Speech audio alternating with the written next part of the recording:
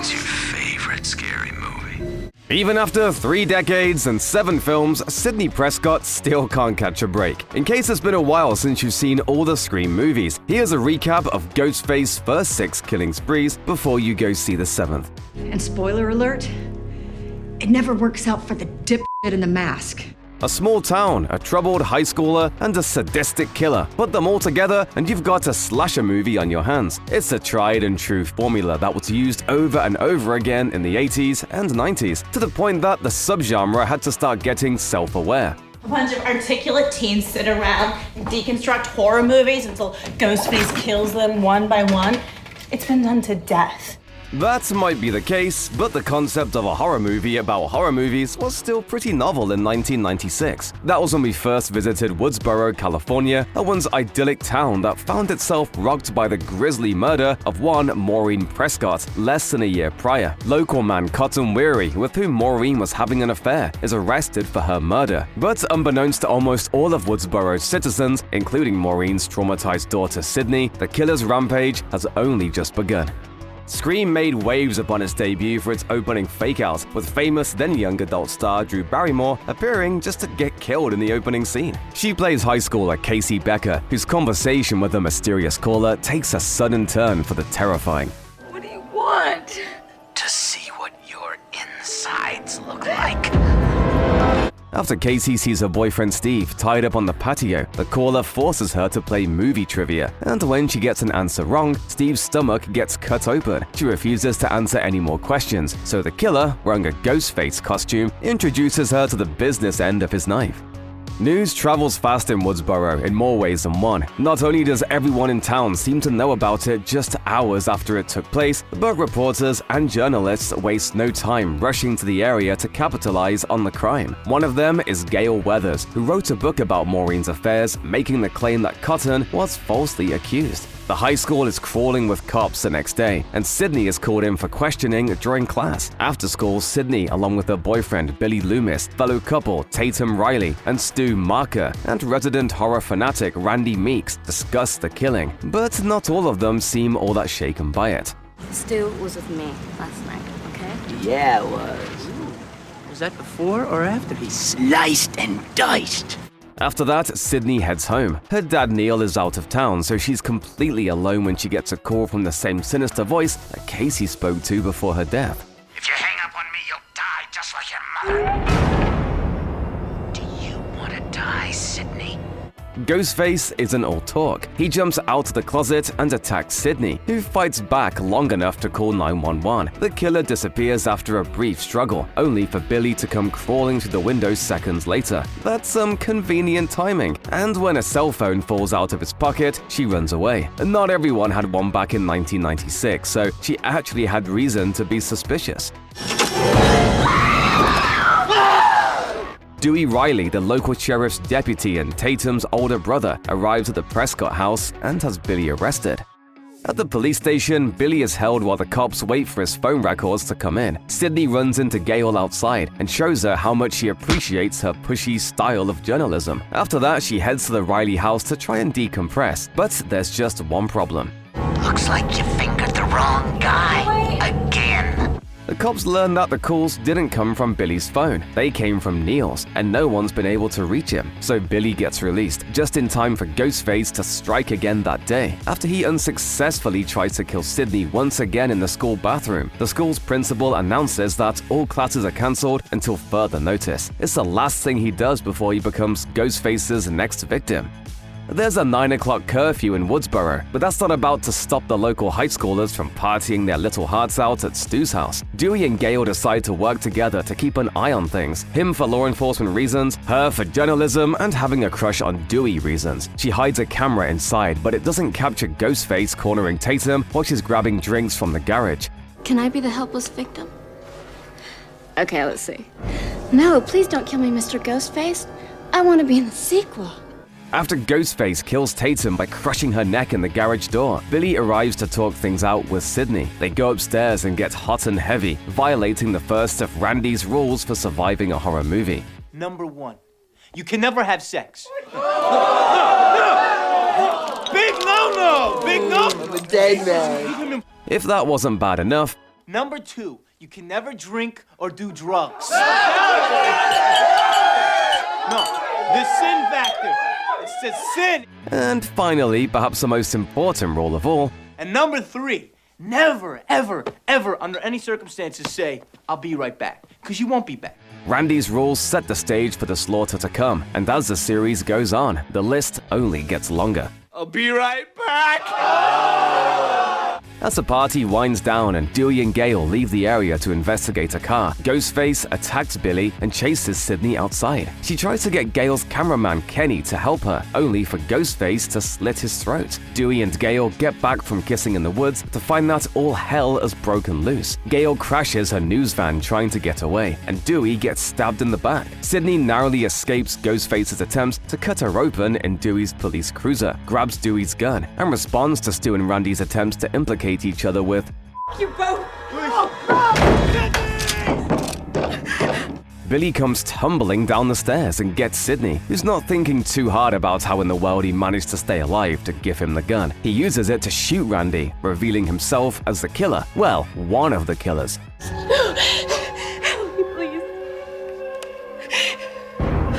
Surprise, Sidney. Billy and Stu reveal the truth. In retaliation for Maureen having an affair with Billy's dad, they killed her and framed Cotton for the murder. Now they're planning to do the same thing again, but this time they're going to pin it on Neil. Unfortunately for them, they're too busy acting like psychopaths to notice Gale sneaking back into the house and taking the gun. So they turn their attention to Gale, only for their one-track minds to lose track of Sidney and Neil. That's when they get a phone call. We're gonna play a little game. It's called Guess who just called the police and reported you? Sorry, motherfucking ass! Sidney puts on the Ghostface costume to beat the crap out of Billy, then caves in Stu's head with a TV. Just before Billy can stab her to death, Gale kills him with a bullet. Sort of. Careful. This is the moment when the supposedly dead killer comes back to life for one last scare. Neil survives, Randy survives, Dewey survives, and that's a wrap on Scream. 1 down, 5 to go.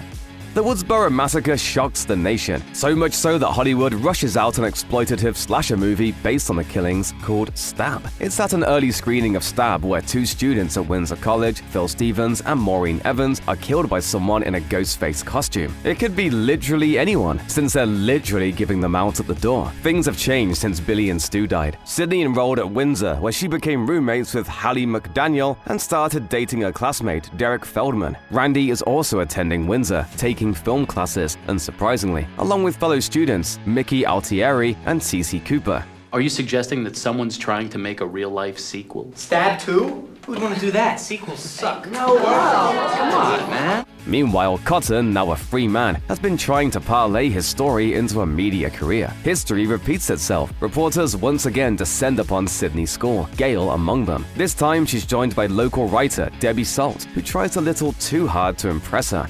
Begin quote. Great. Your flattering remarks are both desperate and obvious. End quote. And of course, where Gale goes, Dewey isn't far behind. Both of them are there to talk to Sidney, although Dewey's motivations are a little more pure, as Gale ambushes her with Cotton in tow. That night, Cece is killed after getting a call from Ghostface. It's happening again, isn't it? You'd love that, wouldn't you?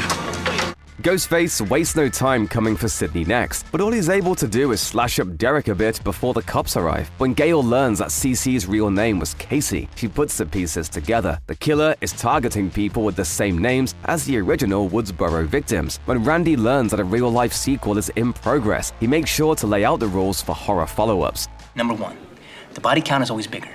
Number 2, the death scenes are always much more elaborate. More blood, more gore. Carnage, candy. Randy, Dewey, and Gale are out theorizing their next victim when Ghostface gives them a call. The killer throws a wrench into the pattern by pulling Randy into a news van and stabbing him to death. After a trip to the police station, Dewey and Gale are also attacked, with Dewey being stabbed once again. As Derek gets tied up and hazed by his fraternity brothers, Ghostface commandeers the car that Sidney is in, killing the 2 officers in the front seat before murdering Hallie. Ghostface leads Sidney to the school's auditorium, where she finds Derek incapacitated, right where he wants them for the big reveal.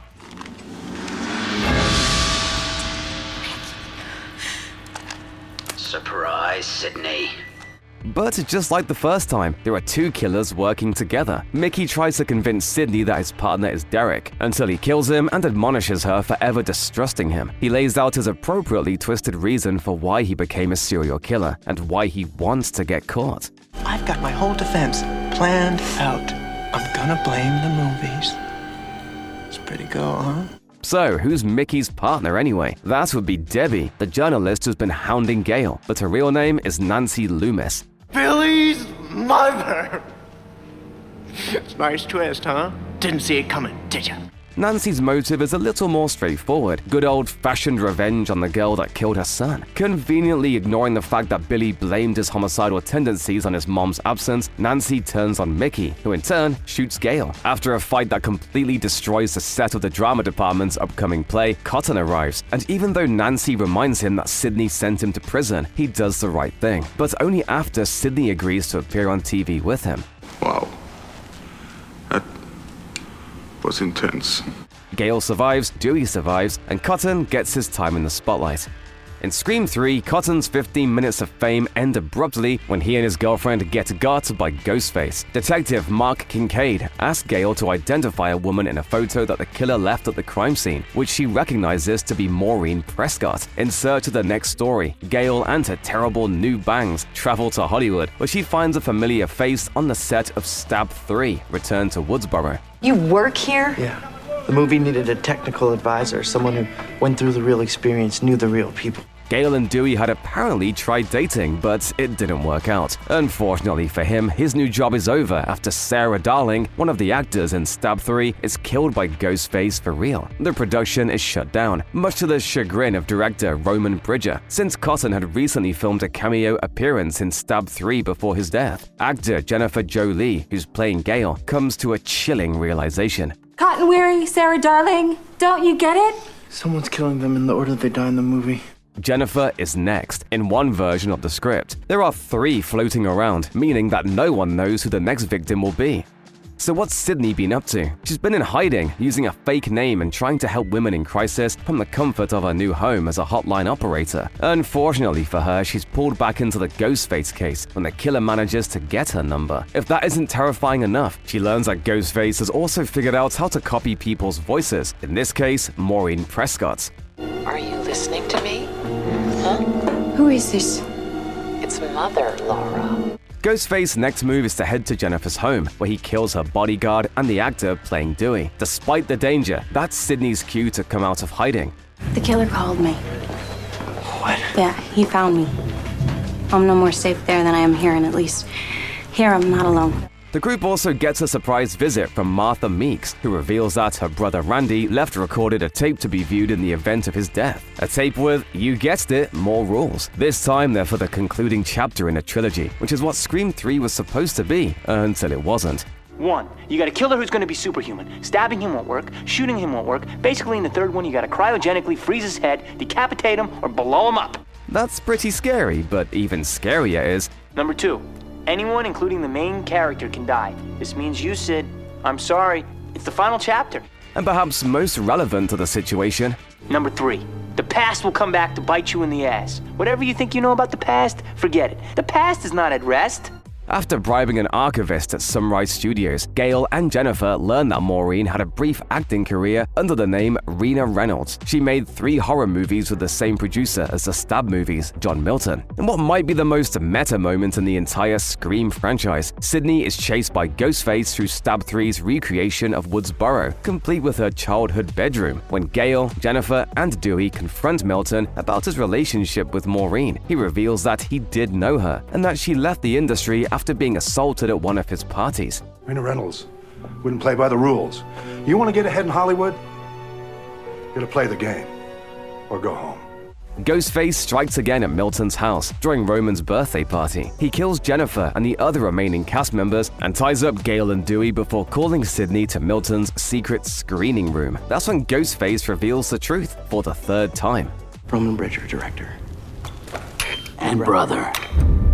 Turns out that Roman is Maureen's son, born and put up for adoption after Milton assaulted her at a party, and Roman tracked her down. She refused to reconcile, so naturally, he went on a murderous rampage. It didn't start with Cotton either. He manipulated Billy into killing Maureen by showing him proof of his dad's affair. This is all because of you. A director, Sid. I direct.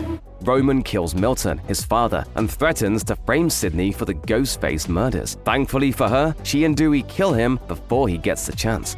A decade passes without any Ghostface-related activity, but in Scream 4, the mass killer slays 2 teenagers on the 15th anniversary of the Woodsboro massacre. Sidney arrives back in her hometown for a stop on her book tour, just in time for hell to break loose once again. It's not like she can just leave though, not after the cops find bloody papers and a Ghostface mask in her trunk. Meanwhile, a new generation of Woodsboro High students find themselves wrapped up in the intrigue. Sidney's cousin, Jill Roberts, along with her friends, Kirby Reed and Olivia Morris, find themselves on the receiving end of one of Ghostface's phone calls. Dewey, now the sheriff of Woodsboro, finds himself overwhelmed by Ghostface's sudden resurrection. It doesn't help that Gail, who's now his wife, is trying to worm her way into the investigation. I wrote the book on this.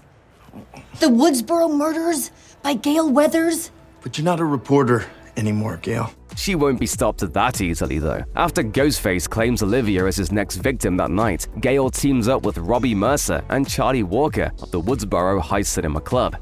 Despite Ghostface taking the life of her publicist just minutes after she fired her, Sidney makes an appearance at the cinema club as a favor to Gail. As the rebooted versions of Randy, Robbie, and Charlie theorize that the killer is making a real-life remake, that only can mean one thing: more rules. Nick Hill's got to be way more extreme. Modern audiences get savvy to the rules of the originals, so the reversals become the new standard. If the remake theory is true, then Ghostface will strike next at a party, like the Stab movie marathon taking place in the local barn that night. Gail sneaks in to plant some hidden cameras, but Ghostface takes them all down and sticks a knife in her shoulder. That's when she realizes that Robbie and Charlie were right. He's recording the murders. What? This time, he's making the movie. With Dewey tending to his wife, Ghostface gets the chance to kill 2 of his deputies along with Jill's mom. His next stop, Kirby's house, where the remaining teenagers are gathering for an after-party. This is what the reboots do. They one-up the original ending. The Woodsboro murders ended at a party, so in the remake, The party's the false ending, new rules.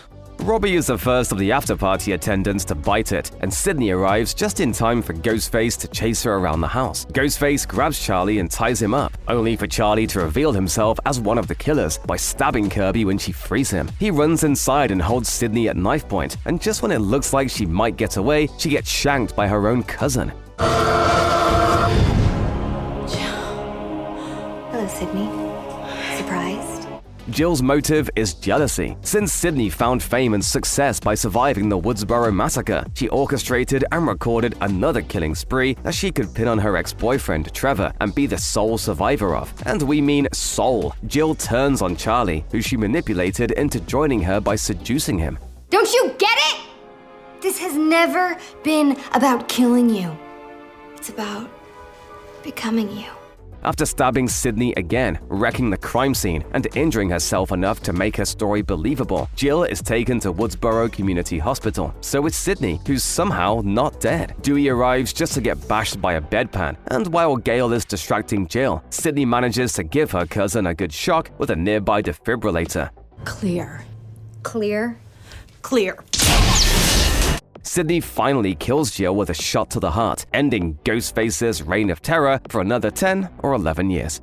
Scream 5, which was confusingly just called Scream, kicks off when Woodsboro local Tara Carpenter is stabbed 7 times by Ghostface while she's home alone at night. But unlike all the other victims in Scream opening sequences, she manages to survive the ordeal. She's visited by her sister Sam, Sam's boyfriend Richie, along with her close friends. These are Chad and Mindy, the twins, and Wes.